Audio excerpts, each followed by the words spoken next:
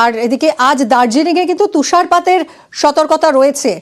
সিকিমেও তুষারপাত হতে পারে, ফলে পর্যটকরা কিন্তু বেশ উপভোগ করছেন কনকনে ঠান্ডা আর সেই সঙ্গে তুষারপাতের সম্ভাবনা। আজ দার্জিলিং এবং কালিম্পংয়ে বৃষ্টিরও সতর্কতা রয়েছে। বৃষ্টির পূর্বাভাস এবং সেই সঙ্গে তুষারপাতের সতর্কতা।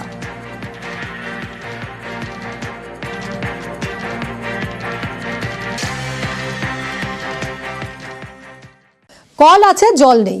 ধূপগুড়ি খট্টিমারি বাজারে জল সংকট। বাজারে কল থাকলেও জল পড়ে না। অকেজ সৌরচালিত জল শোধন মেশিন। সৌরচালিত জল শোধনে খরচ হয় 34 লক্ষ, কিন্তু তাতে কোনো কাজই হচ্ছে না। কথা বলবো রকি আমাদের প্রতিনিধির সঙ্গে। রকি, ধূপগুড়ি পুরসভা থেকে সৌরচালিত এই ব্যবস্থা করে দেওয়া হয়েছিল যাতে এই বাজারে পানীয় জল পাওয়া যায়, কিন্তু তা অকেজ হয়ে পড়ে রয়েছে কেন? কতদিন ধরে খারাপ? পঞ্চায়েত সমিতির তরফ থেকে কিন্তু সৌরচালিত পানীয় জল প্রকল্পের মাধ্যমে কিন্তু সেখানে 15 ফাইন্যান্সের তরফ থেকে লক্ষ লক্ষ টাকা খরচ করে রিজার্ভারের ব্যবস্থা করা হয়েছিল, কিন্তু দীর্ঘদিন ধরে সেই রিজার্ভারটি অকেজ হয়ে পড়ে রয়েছে বলে অভিযোগ। সেই হাট বাজারে আসা ব্যবসায়ী থেকে শুরু করে ক্রেতা এবং স্থানীয় বাসিন্দারা সেখান থেকে কোনোভাবে পানীয় জল নিতে পারছেন না, যার ফলে সমস্যায় পড়েছেন এলাকার বাসিন্দারা। তারা জানিয়েছেন যে রক্ষণাবেক্ষণের অভাবেই এই অসুবিধায় পড়তে হচ্ছে সাধারণ মানুষকে, কারণ সেই এলাকার প্রধান পঞ্চায়েত যারা রয়েছে তাদের কাছে বারংবার জানানো হয়েছে এই যে অকেজ হয়ে পড়ে থাকলেও তারা কোনো রকম ব্যবস্থা নেয়নি বলে অভিযোগ। এই ঘটনার পর কিন্তু তারা সরব হয়েছেন যে অতি শীঘ্রই এই পানীয় জলের যে ব্যবস্থা রয়েছে তা সঠিকভাবে তৈরি করা হোক, কারণ পানীয় জলের সমস্যা হচ্ছে এলাকায়। এই প্রসঙ্গে কিন্তু আমরা পঞ্চায়েত সমিতির যে সভাপতি রয়েছেন তার সঙ্গে কথা বলেছিলাম। তিনি জানিয়েছেন যে হ্যাঁ, বেশ কয়েকটি জায়গায় 34 লক্ষ টাকার উপরে খরচ করে সেই এলাকায় পানীয় জলের ব্যবস্থা করা হয়েছিল, সেগুলি খারাপ রয়েছে শুনতে পেরেছি। অতি শীঘ্রই সেগুলি সারিয়ে ফেলা হবে। কত শীঘ্র সারিয়ে তোলা হয় সেটাই এখন দেখার। ধন্যবাদ রকি। বেশ কিছুদিন থেকে বন্ধ আছে। কতটা সমস্যায় পড়ছেন আপনারা? অনেক সমস্যায়। কোথা থেকে জল আনতেছেন? জল কেউ দিতেই চায় না, মানে এই যে দোকানের ভিতরে কল আছে, কলের থেকে জল দিতেই চায় না। আচ্ছা, তাহলে আপনারা এখন কোথায় থেকে জল আনতেছেন? এখন বাড়ির থেকে এক বোতল আনতে হয়। তারপরে কি চাইছেন আপনারা? জলটা হলে ভালো হয়। এবার যেটা সরকার যে উন্নয়ন করে চলছে সেখানে যদি আমরা যে রক্ষণাবেক্ষণ করব, যেটা দেখভাল করব, সেটা যদি আমরা সঠিকভাবে না করি তাহলে তো এটা অবশ্যই নষ্ট হয়ে পড়ে থাকবে। চাইবো যে যাতে সেটা ভালোভাবে যাতে চলুক, বা সেটাকে কিভাবে করা যায়, ভালো করা যায়, সেটা অবশ্যই চেষ্টা করব আমি। বাগনানে পিএইচির জল চুরি, পাম্প দিয়ে জল চুরির অভিযোগ। জল চুরি রুখতে অভিযান পঞ্চায়েতের, পিএইচি এবং পুলিশকে নিয়ে অভিযান পঞ্চায়েতের। বাগনানের একাধিক জায়গায় অভিযান চালিয়ে 9টি বাড়ি থেকে কাটা হলো বেআইনি জলের সংযোগ।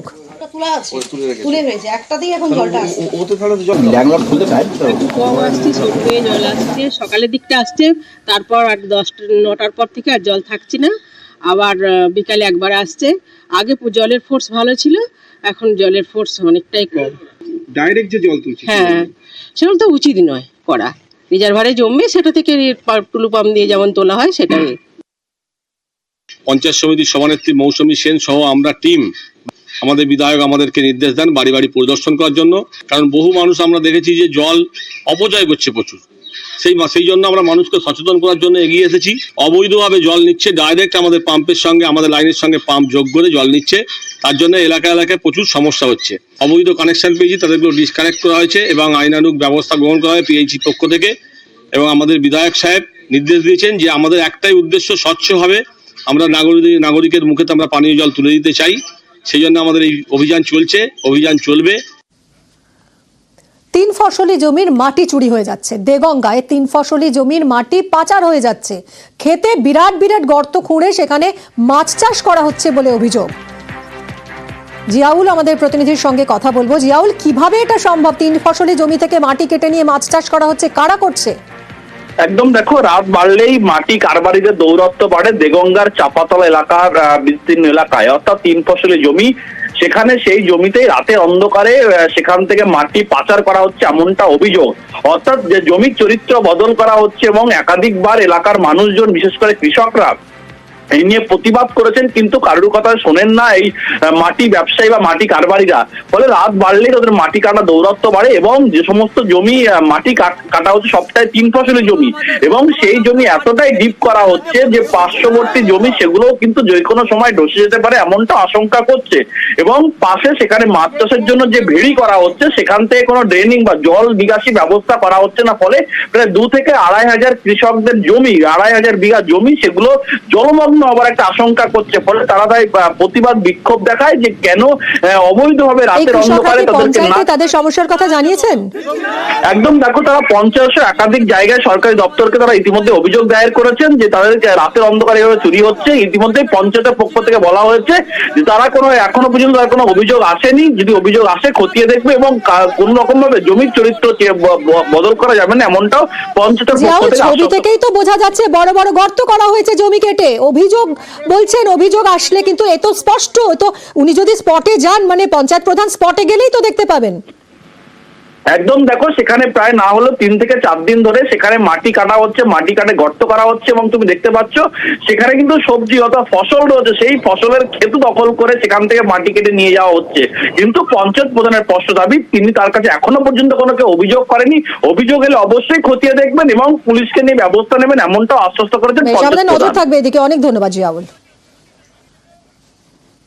যেখানে বাঘিনীর ভয়, জোড়া বাঘিনীর আতঙ্ক বেলপাহাড়িতে জিনাতের পর এবার শিমলিপাল থেকে বাঘিনী যমুনা। জঙ্গল লাগোয়া গ্রামে হুঁশিয়ারি বন দফতরের, পর্যটকদেরও সতর্ক থাকার বার্তা বেলপাহাড়িতে। রাজু, আমাদের প্রতিনিধির সঙ্গে কথা বলবো। রাজু, আর কি খবর পাওয়া যাচ্ছে এই জোড়া বাঘিনী নিয়ে? প্রথমত বলে রাখি যে এই যে সীমান্ত দুটি বাঘিনী বেরিয়েছিল, একটা ছিল তো জিনাত, আবার নতুন করে এই যমুনা। এই 2 বাঘের আতঙ্ক ইতিমধ্যে সীমান্তবর্তী এলাকার মানুষের মধ্যে। কারণ গতকালই বেলপাহাড়িতে বিভিন্ন জায়গায় সেই বাঘকে দেখতে পেয়েছেন বন দপ্তর, এবং সেখানে বিশেষ প্যাকেট দিয়ে সেই বাঘিনীর কোথায় রয়েছে গতিবিধি তার উপর বিশেষ নজরদারি রাখা হচ্ছে। আজ সকালে বেশ কয়েকটি জায়গায় পায়ের ছাপ মনে গেছে এই বাঘিনীর, এবং বন দপ্তর মনে করছে মূলত এই যে কাটাচুয়া এবং আদাবাড়ির যে এলাকা রয়েছে সেই সমস্ত এলাকাতেই ঘোরাফেরা করছে। সেই জায়গা থেকে বন দপ্তর সেই বাঘিনীর উপর নজরদারি রাখছেন এবং বাঘিনীকে যাতে বাঘে আনা যায় তার জন্য সুন্দরবন। রাজু, এই দুটি বাঘ কি খুব কাছাকাছি আছে নাকি, মানে কি মনে করছেন বন দফতর দুটি বাঘিনীর অবস্থান কোথায় এই মুহূর্তে? দেখো, একটি বাঘিনী যেটা জিনাত সেটি অবস্থান রয়েছে ঝাড়খণ্ডের দিকে, আর এই যে যমুনা, এই যমুনার এখন যেটা লোকেশন দেখাচ্ছে সেটা হচ্ছে বেলপাহাড়ি। কারণ বেলপাহাড়ির মধ্যেই যে জঙ্গল রয়েছে সেই জঙ্গলের বিভিন্ন এলাকায় ঘুরে বেড়াচ্ছে এই বাঘিনী যমুনা। সেক্ষেত্রে এই বাঘিনীকে আগে বাঘে আনার জন্য বন দপ্তর সমস্ত রকমের ব্যবস্থা করছে। কারণ এই সময় ভরা পর্যটক রয়েছে, আর বেলপাহাড়ি বিভিন্ন জায়গায় পর্যটকেরা ইতিমধ্যে বিভিন্ন যে প্রকৃতি সৌন্দর্য দেখতে ঘুরতে বেরিয়ে এসেছেন। সে জায়গা থেকে পর্যটকদেরকে যেমন জঙ্গলে যেতে মানা করা হচ্ছে, ঠিক তেমনই আবার জঙ্গল লাগোয়া এই যে কাটাচুয়া সহ বেশ কয়েকটি গ্রাম রয়েছে সেই গ্রামের মানুষকেও জঙ্গলে না যাওয়ার নির্দেশ জারি করা হয়েছে।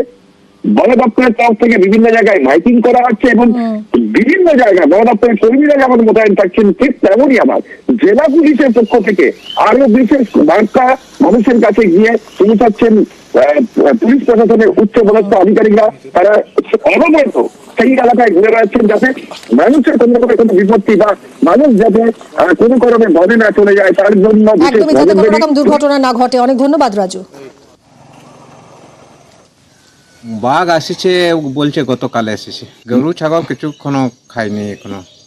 এখন ওই জঙ্গল ধারে যেতে যেতে মাঠের দিকে যেতে দিচ্ছে নাই, পুলিশ আছে বলছে তো এসেছে, কিন্তু আমরা চোখে দেখতে পাই না, কিন্তু এসেছে।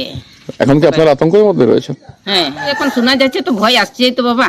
হ্যাঁ, বেশিরভাগ দিনের বেলা এই যে জঙ্গল আছে এটাকে একটা অ্যাভয়েড করতে হবে। জঙ্গল একটু মতলব রিস্ক আছে, ওটা আমাদের ফার্স্ট একটু অনুরোধ আছে। তো এরিয়া তো জঙ্গল লাগোয়া আছে, একটু রেঞ্জ অফিসার বিট অফিসারকে জানাবেন, আমি একটা গাড়ি স্কট এখানে প্রোভাইড করে দেবো।